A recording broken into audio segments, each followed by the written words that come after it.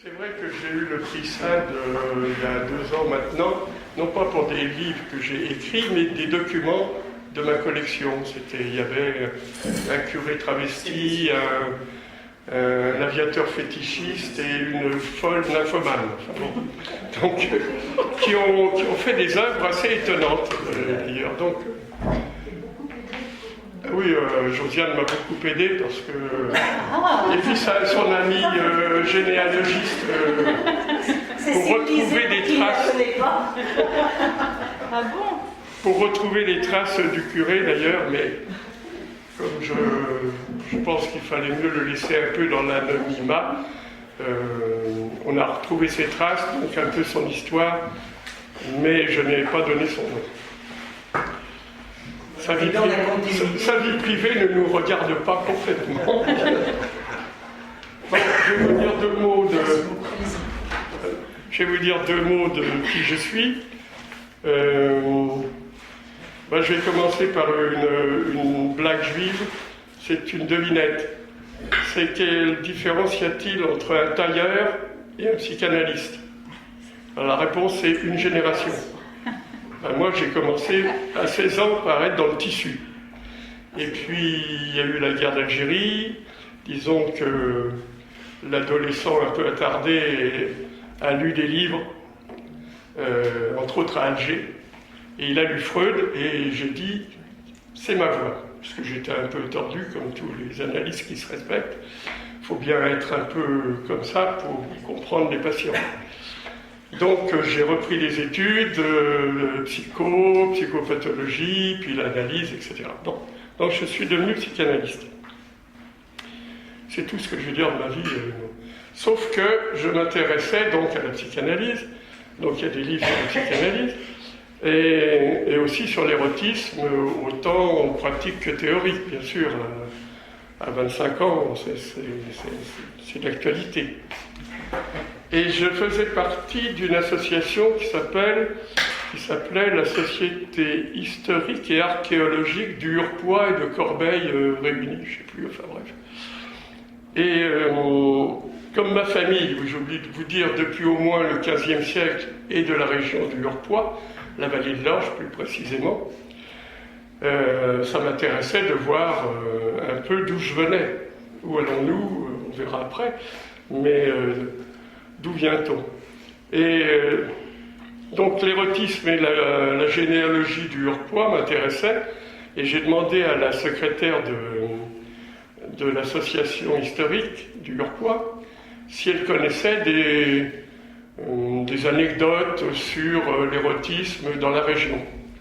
Et elle me dit oui, il y avait à Corbeil un homme qui a été brûlé avec sa truie parce que, disons, qu'il aimait beaucoup sa truie. On va faire court. Alors j'ai dit, ça m'intéresse. Bon, c'était il y a 40 ans. Et puis, je reçois un mois après, ou un mois ou 2 après, le bulletin de la Société historique, etc. Vous savez, couverture grise, lettres en garamond, pour ceux qui connaissent, c'est du sérieux, très sérieux, etc. Et je vois Jean-Pierre Bourgeron, livre en préparation, l'érotisme dans le Hurepoix. Bon, j'ai dit, il faut que je le fasse. Et donc j'ai commencé à bien récolter du folklore, des anecdotes, enfin, des ententes, etc. Et puis, disons que 40 ans ont passé, et j'avais des paquets de documents, et pour des raisons, disons, de santé, je me suis dit, il faut que je le fasse maintenant, sinon je le ferai jamais.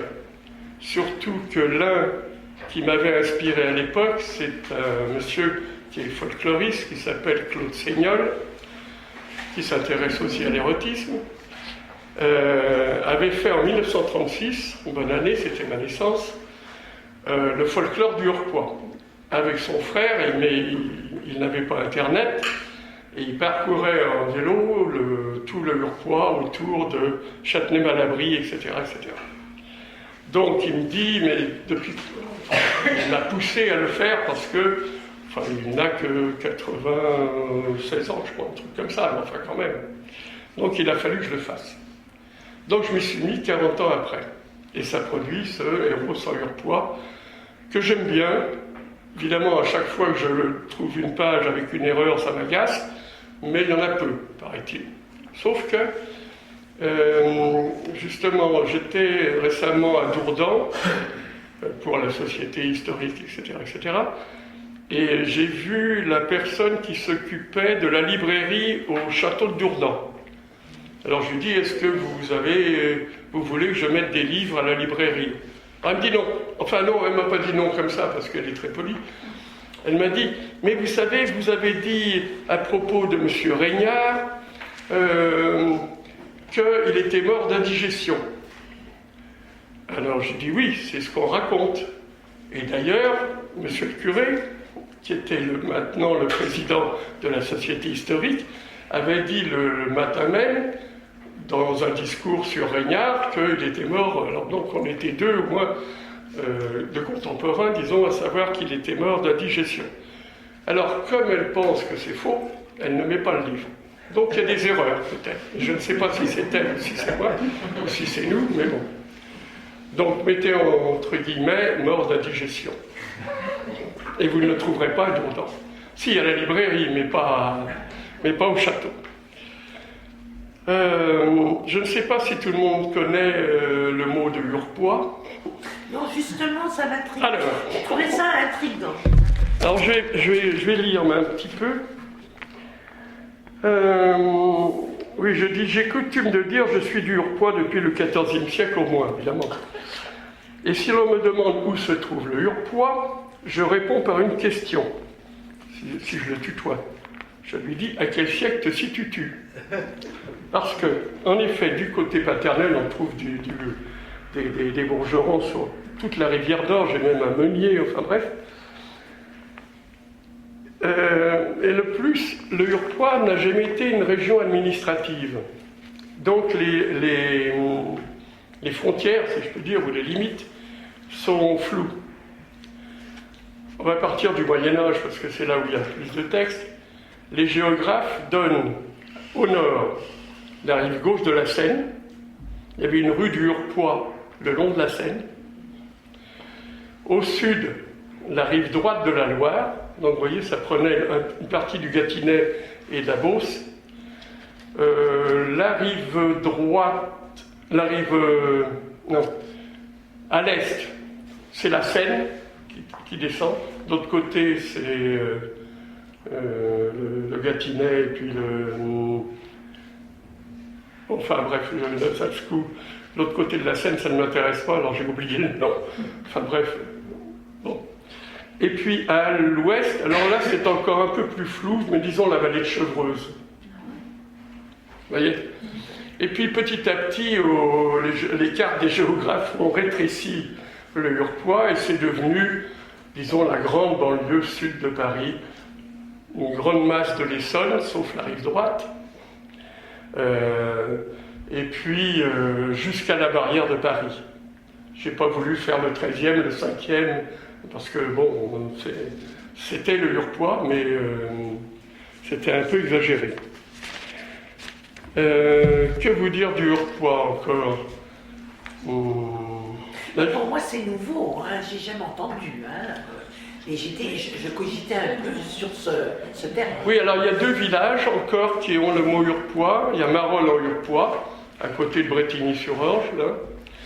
Et puis il y a Limours. De temps en temps, les gens disent Limours, et de temps en temps, ils disent Limours en Hurepoix. Il y a aussi un historien qui était, je crois, sans garantie, là, d'un seul coup, j'ai un trou, le propriétaire, ou du moins l'administrateur du château de Dourdan, et qui a écrit un livre en disant « Dourdan, capitale du Hurepoix ». Bon, il était très content, parce qu'il habitait la capitale, etc., etc., mais enfin bon, il n'y a pas jamais eu de capitale. Si on peut, je crois que si on peut dire le principal château important sur le plan de l'histoire, et qui est au centre du Hurepoix, c'est peut-être Montlhéry. c'était le château de Montlhéry qui drainait beaucoup de choses. Enfin,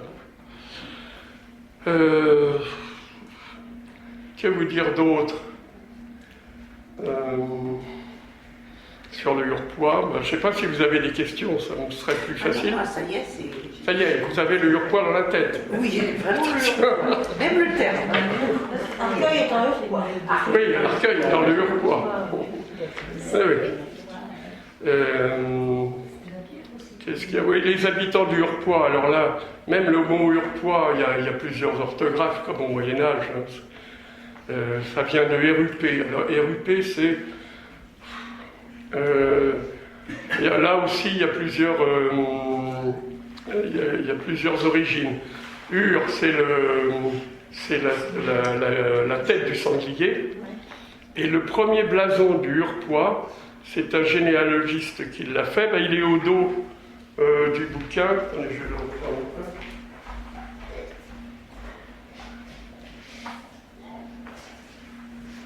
Non, ça c'est mon blason, c'est pas ça. Alors. Voilà, il y a deux blasons du Hurepoix. Un qui me paraissait plus intéressant, qui a été fait par un généalogiste assez connu, qui est décédé maintenant. Donc c'est la Hure de Hurepoix. Et maintenant, c'est des petits osios avec une croix rouge. Enfin bref, c'est le Hurepoix, paraît-il. Non. En fait, c'est les armes de Montmorency, la famille de Montmorency. Mais bon. Qu'est-ce que j'ai dit, moi? Ah oui, un avis personnel, même si le blason des Montmorency est plus historique, je trouve que celui dessiné par Robert Louis avait plus de gueule. Oui, gueule, c'est rouge en héraldisme, pour ceux qui ne connaissent pas l'héraldisme. Oui, alors les habitants du Hurepoix, alors c'est les Érupéens, ça vient Érupe. Alors, donc l'origine c'est la Hure, peut-être de sanglier. Il y avait des tribus gauloises qui avaient la Hure comme effigie, enfin je ne sais pas comment dire. Et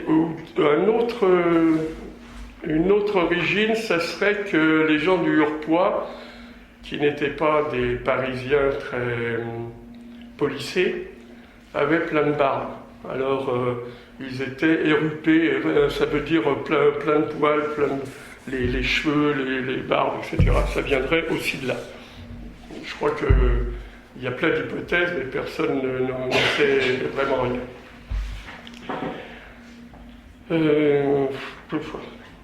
Bon, sur le mot Hurepoix, ça va. Donc vous êtes des Érupéens.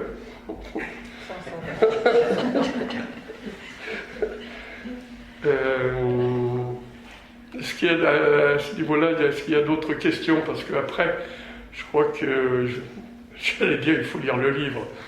Donc, le livre, qu'est-ce qu'il comprend? C'est des anecdotes. C'est les personnages liés à l'amour sous toutes ses formes. Les belles dames du temps jadis, les belles dames du temps contemporain d'ailleurs. Les messieurs libertins, ça c'est les personnages. Libertins on rejoint un peu du ça, temps jadis et du temps présent. Donc à Arcueil, il y en a pas mal. Il y a Sade, bien sûr. Il y a Jean Tulé, Jean Tellet, et puis notre couturier préféré, Jean-Paul Gaultier. Qu'est-ce qu'il y a d'autre comme personnage? Georges Simenon, mais Georges Simenon, il est à Idyville. Oui, parce qu'il a écrit un livre qui s'appelle La folle d'Idyville. Éric Satie, oui, bien sûr. Je dois en oublier. D'autres et... Pardon? Je dis, il y a les Curie aussi qui ont travaillé sur l'Arcueil. Oui, mais honnêtement, je n'ai pas trouvé d'anecdote sur leur érotisme. Ah oui, non, moi je parlais pas d'érotisme. Ah, vous vous intéressez pas seulement à l'érotisme? Mais c'est peut-être personne n'est parfait. Hein, même avec la science, on pouvait... Non. Non. Oui, sans doute, mais peut-être dans un deuxième tome, peut-être, si vous me trouvez, je vous charge de me trouver quelque chose. N'hésitez pas, hein, si vous voyez des lacunes ou des ajouts. Donc ça, c'est les personnages. À la fin du livre, j'ai mis un vocabulaire parce que avec des proverbes et puis des mots qu'on n'emploie plus vraiment dans le Hurepoix, mais qui étaient typiques de la région. Je me souviens d'ailleurs, il y avait même un accent parce que je me souviens que mon père et mon grand-père, les mots en et, comme jouet ou fouet, ils prononçaient foi et joie. Mais c'était limite Beauceron et Hurepoix, parce que ça se mélangeait un peu. Donc il y a des mots comme ça que vous trouverez. Par exemple, il y a des proverbes aussi. Il y a un proverbe qui dit, mais c'est devenu... La plupart des proverbes de l'Île-de-France ont essaimé un peu dans toute la France, hein, quand même. Mais on dit qu'un bon coq n'est jamais gras. Et on rajoute, les poulettes doivent être dodues. Ça doit parler à certains ou certaines.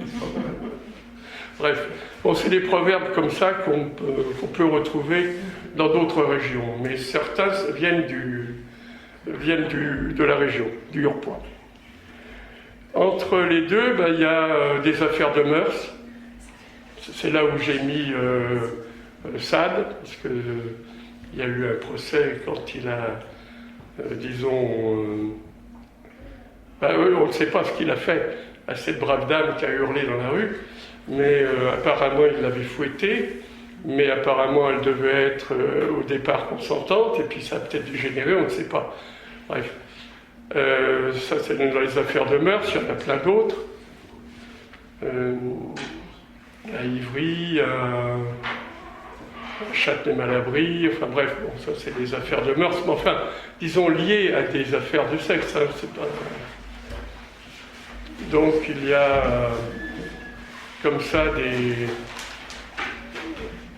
Oui, il y a des histoires de prêtres aussi qui ont été à la Révolution, qui ont été arrêtés par les gendarmes parce que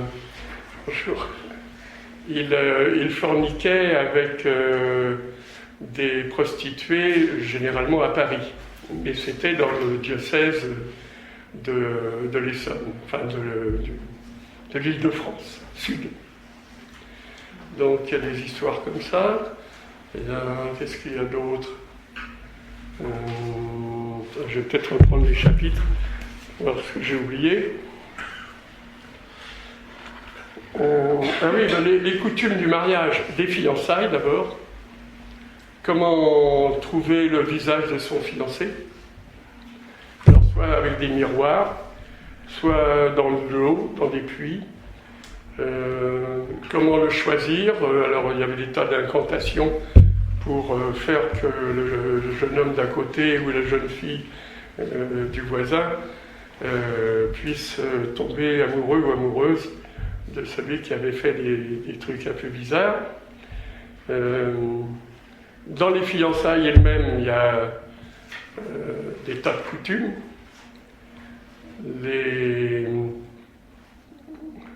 Les jeunes filles qui méritaient avaient des fleurs blanches, bien sûr, et puis certaines avaient des morceaux de sapin, parce qu'il y a des glands au sapin, enfin, bon, vous voyez, ou des morceaux de bois, je ne sais plus, enfin bref, des tas de choses. Des glands plutôt. Des glands, oui. Parce que sur la tombe de Sade, il y avait aussi des glands. Ah oui. Dans un fourré. D'accord. Donc, ça c'est les fiançailles. Le mariage, là aussi, ça essaimait pas mal dans toute la France. Il y avait le pot de chambre de la mariée, il y avait la jarretière de la mariée. Avant le mariage, il y avait aussi ce que j'ai appelé le vice et la vertu, tout un chapitre où comment dire, on félicitait les femmes, les jeunes filles vertueuses. Ça existe encore. Hein. C'était pas les Catherinettes, c'était comment ça, Les rosières. les rosières, voilà, les rosières.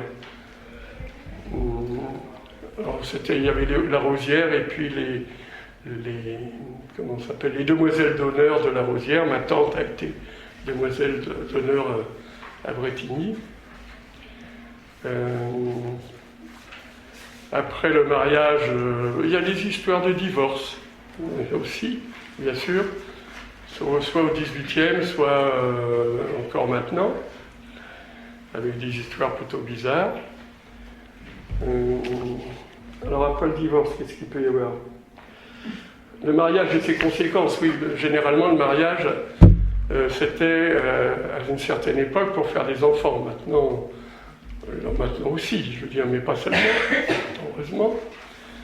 Et alors pour faire des enfants, il y avait, ou pour ne pas en avoir, il y avait des recettes, il y avait des décoctions de gui pour avorter.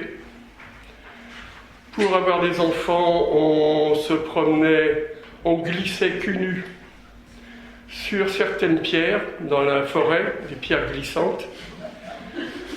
Sans doute que ça réchauffait la chose.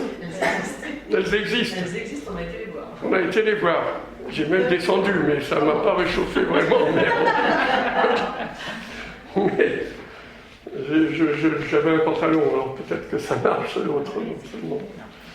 Les chansons. Oui, il y a des tas de chansons.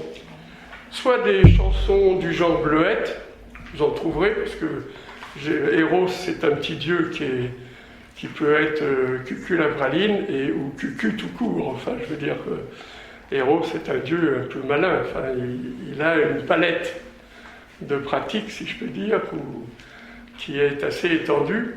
Donc dans les chansons, il y a des petites bleuettes, et même dans les poèmes, il y a des petites bleuettes sympathiques, je ne m'en suis pas privé de les mettre. Et puis aussi, il y a des chansons pornographiques, style salle de garde, comme, je ne sais plus comment c'est bien, c'est pas des choses que je lis couramment. Oui, il m'arrive de mentir, hein, même. Il y a le curé de Chamarande, oui, qui était un truc... et il s'appelait Monsieur Silbande. En plus, c'est vrai, c'était son vrai nom.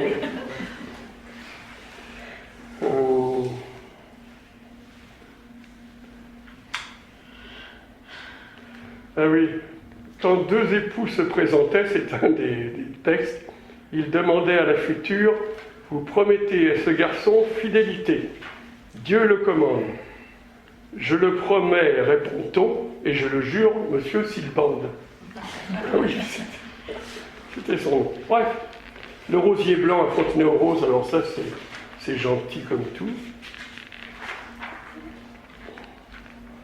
Il y a la chanson Bicêtre. Là, c'est encore corps de garde. Il y a Béranger aussi a fait des chansons, ça s'appelle Les deux sœurs ou Le cas de conscience, c'est un amant avec deux sœurs. Bref, il y a des chansons un peu différentes. En revenant de Longjumeau aussi. Les gars de la batterie, ça vient d'où ça? Je sais plus.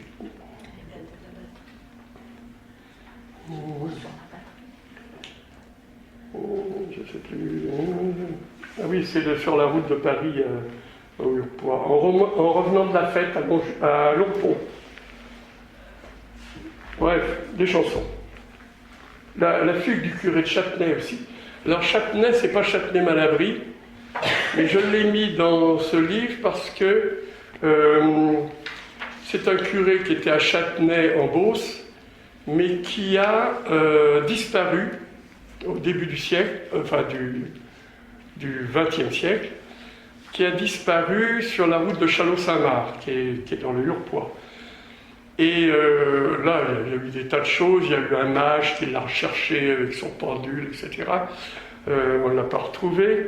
Il y a eu les gendarmes, les journalistes s'y sont mis, les détectives privés s'y sont mis. Il y a eu des tas de journaux à sensation, on dirait maintenant, qui en ont beaucoup parlé.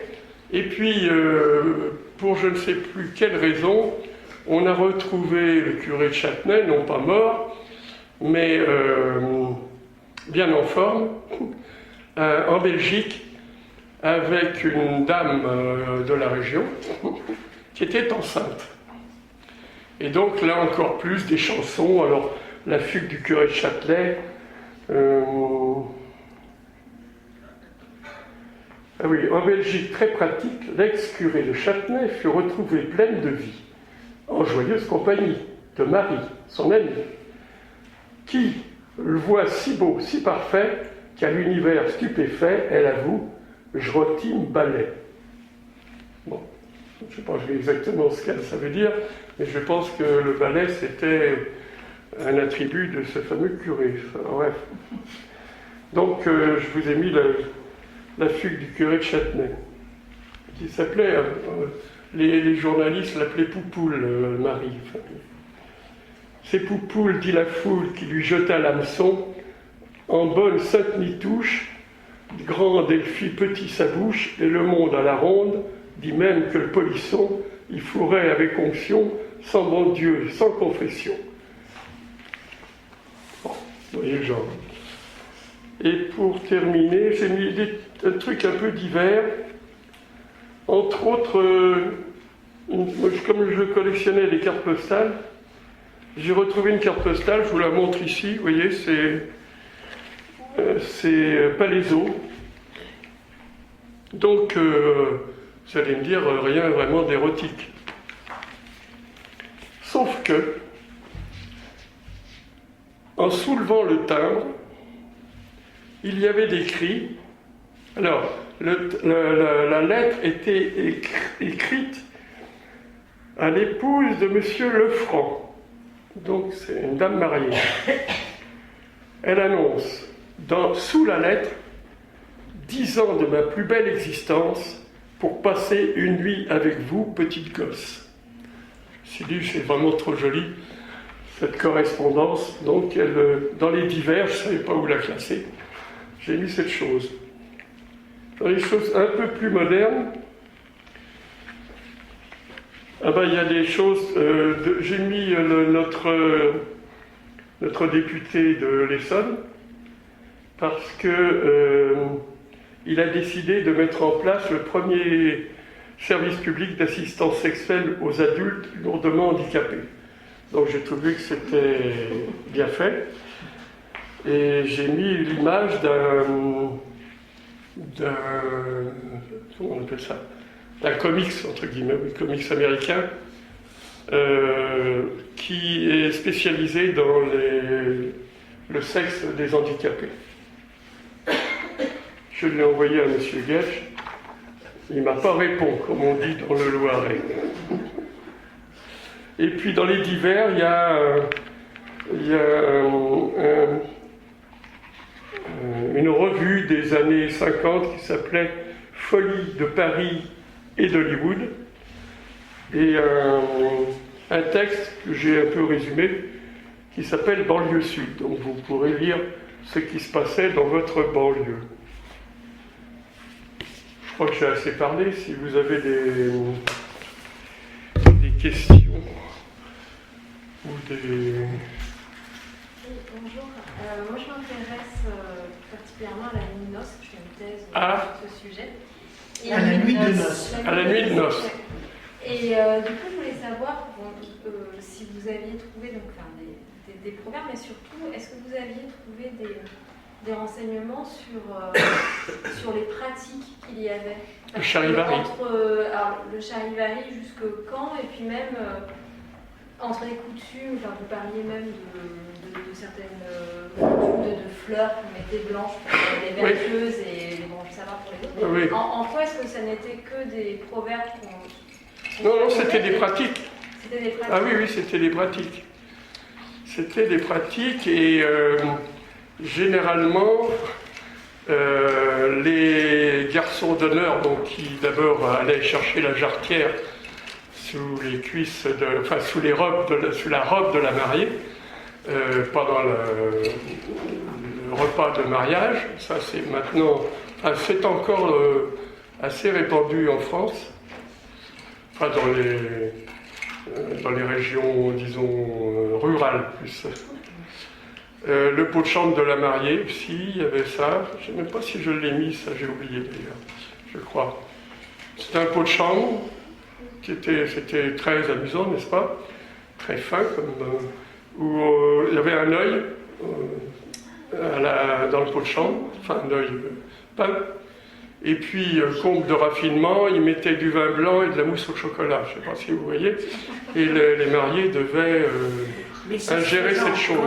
Ça fait... C'est pas très lointain, hein? Oui, non mais je pense qu'il y en a encore qui s'amusent avec ça. Dans les campagnes. Oui.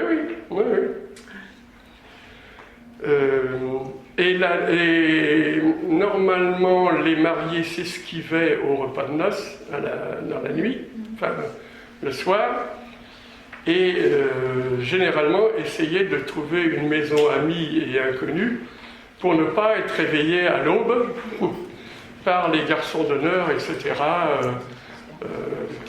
J'ai connu des gens qui ont fait exactement ça.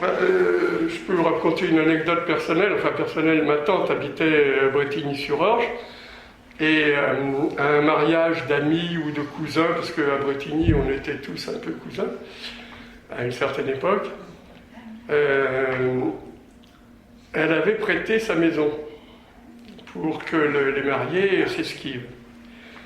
Et donc la maison était vide. Et ils se sont couchés vers minuit, 1h du matin, et puis ils ont entendu clang clang, la porte s'ouvrir, pas la porte de la chambre, mais la porte, ils étaient au premier étage, la porte d'en dessous. Enfin, voilà. Ils se sont dit, ça y est, les voilà. Alors ils sont vite habillés, puis ils sont sauvés. Pas du tout, c'était rien, pas du tout, les garçons d'honneur, c'était la chatte qui avait l'habitude, c'était une poignée, vous savez, ça grippait à la poignée, puis elle venait manger dans la cuisine. Bon, mais en tout cas, ils se sont sauvés, ils sont allés dans un hôtel, et ils ont dit, mais vous êtes venus? Non, on n'est pas venus, enfin bref, c'est une petite histoire, mais donc ça se faisait encore il y a 40-50 ans, hein, ça se fait encore peut-être. Maintenant, je ne sais plus, mais effectivement... Ah oui, mais il y a des tas de choses sur la nuit de noces, sur les noces... Et alors, comment vous les avez collectées, ces informations? Parce que j'ai pas mal lu. Il y a eu, je vous ai dit tout à l'heure que Claude Seignol, avec son frère en vélo, avait récolté pas mal d'anecdotes là-dessus. Et puis, en 40 ans, on arrive à avoir une bibliothèque assez importante sur la région, quoi. Je vous signale d'ailleurs que à Corbeil, il y a mercredi prochain, c'est le 18, c'est ça? Mercredi, une grande vente de livres sur l'Ahuropoix, etc. C'est assez ahurissant, enfin. C'est une bibliothèque de Monsieur X. Généralement, j'avais publié des photos de Monsieur X, un photographe de 1920 qui a fait des photos érotiques qu'on a retrouvées, et comme on ne veut pas donner son nom, on l'appelle Monsieur X, alors ça m'a amusé. Mais là, j'ai rien vu d'érotique enfin, dans cette vente à Corbeil, mais il y a des livres fabuleux. Enfin. J'ai fait une petite digression, dans ces cas-là, je me perds en route. Non, comment vous avez, c'est-à-dire, parce qu'il y a un formidable travail documentaire. Oui, mais en 40 ans, j'ai pas de... C'est pas très glorieux, parce que quand même, oui. Et sur le plan iconographique aussi, parce que... Oui, ça, j'aime beaucoup les images. Donc j'aime beaucoup les images, et la plupart de mes livres, oui, tous d'ailleurs, je crois, tous ont des images. Ah, vous avez peut-être l'œil photographique. Oui, j'ai fait aussi de la photo, et je collectionne la photo, et J'ai fait partie du premier club de bande dessinée dans les années 50 avec Alain Resnais et puis d'autres. Petite anecdote là encore, à l'époque, la bande dessinée c'était pour les enfants. Moi j'étais un fanat de Ziguépus, pas de Tintin, mais de Ziguépus, bref.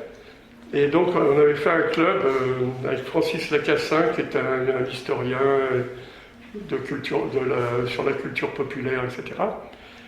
Et Alain Resnais partait aux États-Unis. Il a dit club de la bande dessinée, je veux bien en parler, mais là-bas c'est vraiment les comics, c'est pour les enfants, machin, etc. Il faut s'appeler autrement. Alors on s'est appelé le CELEG, le Centre d'études des littératures d'expression graphique. C'était en effet plus pompeux que le club de la bande dessinée. Et ça a pris. Parce que, disons, les gens de la Sorbonne, dont j'étais d'ailleurs à l'époque, ont commencé à s'intéresser. Il y a toujours eu des dessinateurs fabuleux en bande dessinée, depuis le début. Mais disons que les scénarios, ou les scénarii, comme vous voulez, étaient enfantins la plupart du temps. Et là, à partir de ce sigle, il y a des scénaristes et des auteurs, des écrivains, qui ont fait des histoires pour la bande dessinée. Et c'est devenu de plus en plus adulte. Et maintenant, c'est tout juste si on trouve des livres pour enfants.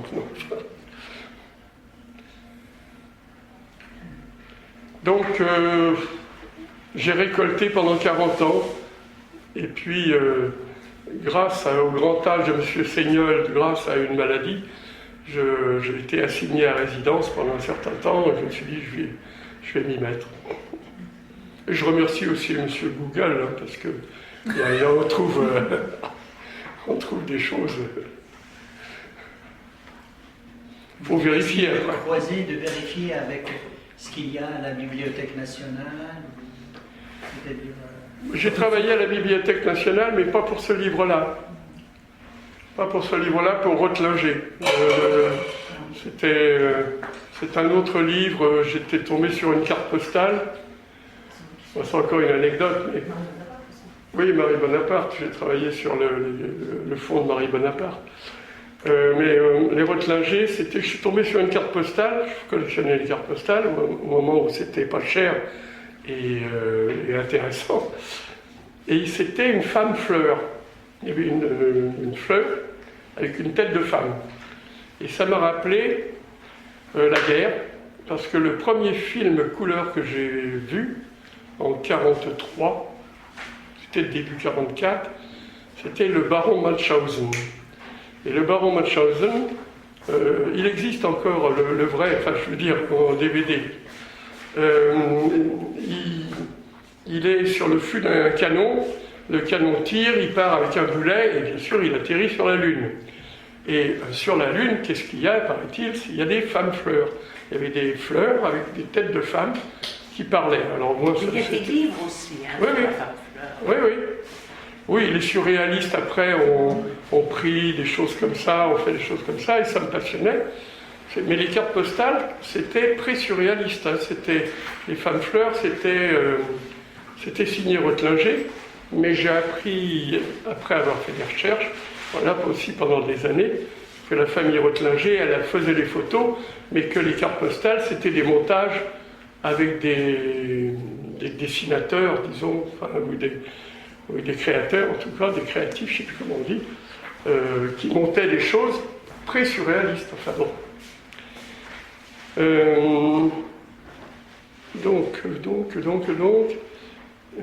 Oui, j'ai travaillé à la Bibliothèque nationale dans le fond des Rotlinger, ce qui m'a valu un prix du livre à la photographie Bièvre et de l'asthme.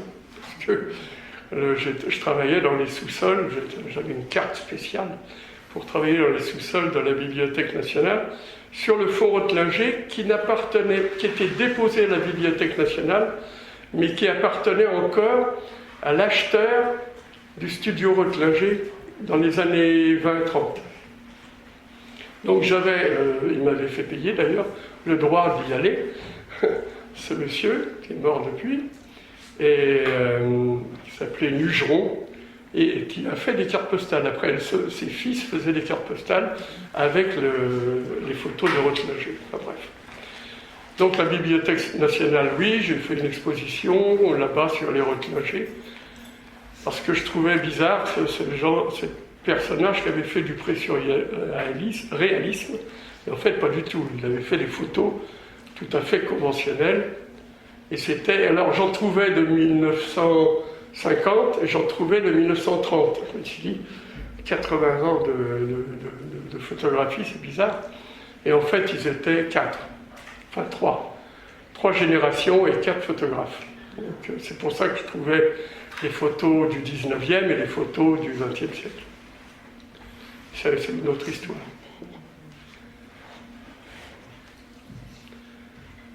C'est très dire de mots par rapport au héros singulier. Bon, on est plein dans, j'allais dire, dans le sujet.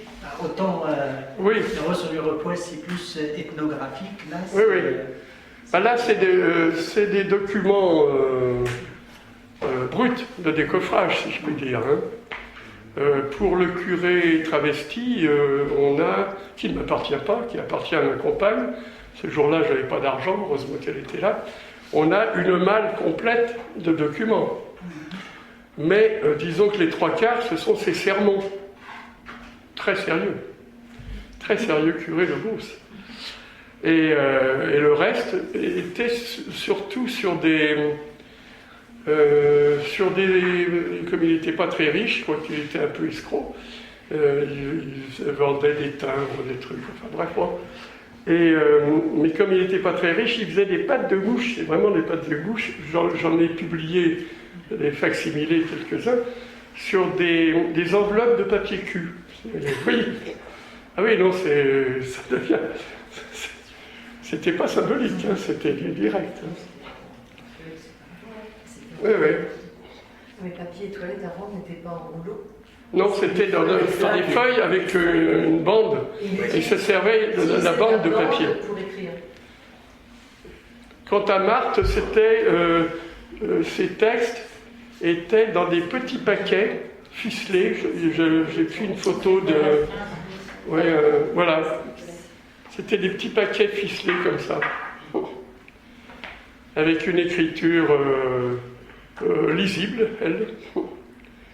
Parce que, n'est-ce pas, le curé, c'était pas toujours lisible, n'est-ce pas, Madame Josiane?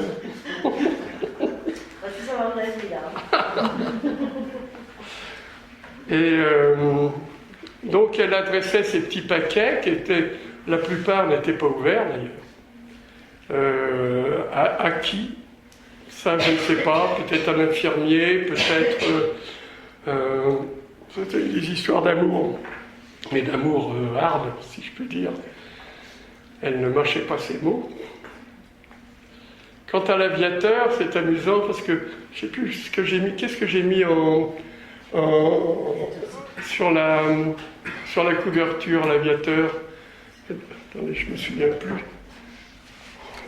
Est-ce que c'est ça? Oui, alors ça, ce dessin-là a été fait dans une revue scientifique parce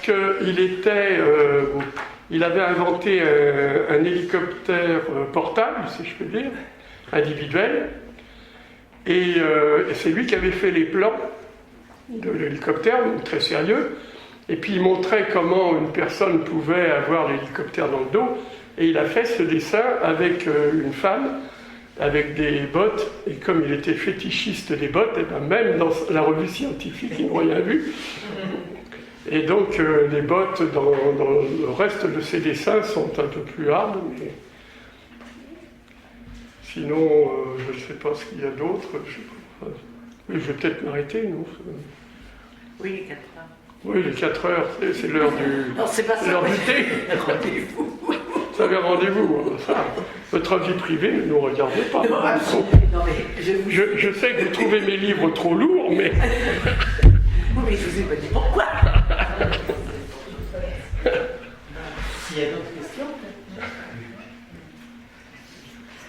Je sais pas, n'hésitez pas. Hein. Et en tant que psychanalyste, comment est-ce que vous approchez ce type de témoignage? Parce que c'est vrai qu'ils sont assez bruts, assez étonnants, même, un peu violents pour certains. Alors j'ai 2 ou 3 réponses. Je vous donne les 3. La première, c'est un gag, parce que je me souviens, je dis que je suis psychanalyste, quelquefois on dit oh, vous allez aller dans ma tête, etc. Enfin bref, j'ai eu des trucs un peu bizarres comme ça. Donc, je rassure les gens, je dis je ne travaille pas quand je ne suis pas payé, donc n'ayez crainte. Donc ça, c'est la première réponse. La deuxième, je suis un psychanalyste orthodoxe, au sens où je suis assez... orthodoxe, ça veut bien dire ce que ça veut dire. En ce sens que quand je n'ai pas la personne qui me parle, et qui associe librement pour me dire ses rêves, ses machins, etc., sur des textes, je suis très circonspect pour dire quelque chose. Si je dis qu'il est fétichiste, l'aviateur, parce que ça c'est gros comme le nez au milieu de certaines figures, y compris le mien, comme dirait Cyrano. Ah oui, Cyrano,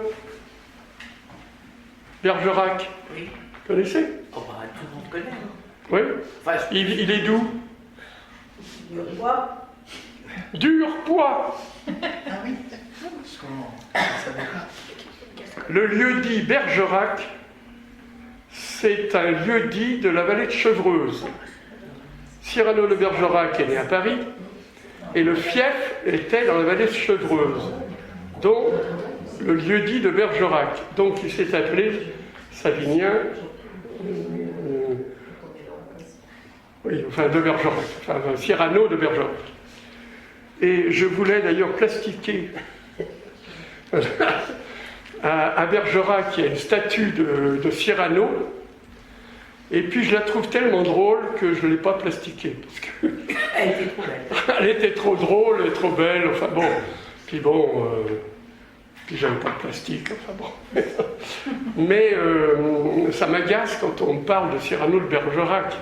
Mais Bergerac... Et en plus, attendez, je m'excuse, et en plus, le vrai Cyrano de Bergerac, enfin celui qui a écrit des romans de science-fiction au XVIIe, il était sous la coupe, si je peux dire, ou sous la tutelle d'Arpajon. Bon, en plein New York-Poix. Hein. Donc, ne me parlez pas de Cyrano de Bergerac. La pièce de Rostand n'a rien à voir avec le vrai Cyrano. Enfin bon. Mais elle est tellement belle aussi que je ne l'ai pas brûlée. Oui, j'aime bien Cyrano de Bergerac, c'est mon cheval de bataille d'habitude. Et la troisième réponse Oui, par on a rapport dit à... la- Une troisième, il y avait une troisième? Oui, j'en ai dit 3. J'ai dit 3. Oui, 3 réponses, oui. Ben, la troisième, c'est que je dis un petit peu des choses de temps en temps dans les préfaces, mais je suis très prudent, et puis j'aime pas les étiquettes. J'en ai mis, je mets fétichiste quand je vois du fétichiste. Je dis nymphomane parce que, alors là, vous avez qu'à lire la première lettre jusqu'à la dernière, vous verrez qu'elle est nymphomane. Quant au curé travesti, il n'était pas seulement ça, hein. Enfin, c'était un sacré coquin, mais il aimait bien, d'ailleurs, je ne sais plus, prenez la première lettre, il se dit cocotte, il est très content d'être cocotte, je ne sais pas si j'ai mis les catalogues qu'il recevait, c'était des catalogues de sous-vêtements féminins, etc. Donc, Je vois que vous avez réalisé un livre que moi que je trouve passionnant parmi les textes. ah oui, il est bien aussi celui-là. C'est de beaux textes. Oui, Donc, oui, ça s'appelle... alors, voyage érotique dans le temps oui. et dans différentes civilisations. Et donc moi, Alors attendez, je vais d'abord dire le texte, pas le texte, le titre. Après, alors, d'accord. La planète amoureuse. Bon, c'est pas mon titre. Souvent, c'est les éditeurs qui donnent les titres. Ils réunissent leurs représentants et disent qu'est-ce qui vaut mieux. Moi, je voulais mettre l'amour dans tous ses états. Disons, de fleur bleue à la pornographie. Mais bon, c'était pas vendeur, ils ont mis Planète amoureuse. C'est d'ailleurs bien vendu, paraît-il. Mais donc, c'est des textes, là aussi, c'est pas moi qui l'écris, hein. C'est des textes que il y en a un certain, c'est moi, mais bon, vous le trouverez peut-être. Dans un texte de l'époque et une image de l'époque. Donc, bien sûr, Pompéi, c'est pas de ma collection, mais dans le 19e ou 20e siècle, c'est des images de mes collections. Enfin, voilà. Oui, pardon, allez-y. Je voulais dire ça. Ma question, c'était justement, au regard de ces photos et de ce texte d'époque, vous avez réfléchi un peu à... Parce que j'imagine qu'il y a un fil conducteur, en fait. Il s'agit toujours du même érotisme, de la même sexualité. C'est comme vous le dites quelque part, c'est juste les sociétés, la chape sociétale qui change. Mais au fond, oui, c'est pour ça que je vais répéter. Il y a des bleuettes et puis il y a des textes porno. Hein, je veux dire. Et puis il y a des inconnus et puis des grands noms de la littérature érotique. Enfin, c'est... Non mais je veux dire, depuis l'époque sumérienne, moi j'ai l'impression en regardant les photos, tout y est déjà. Hein. Bah oui, bien sûr. Bien sûr. Daesh n'était pas passé. Voilà. Enfin, on ne sait pas, peut-être qu'il y en avait. Oui, il y en avait peut-être. Non, il y avait Malraux qui en piquait quelques-unes. Malraux en a pris quelques-unes, des trucs érotiques, et ça rapportait en France.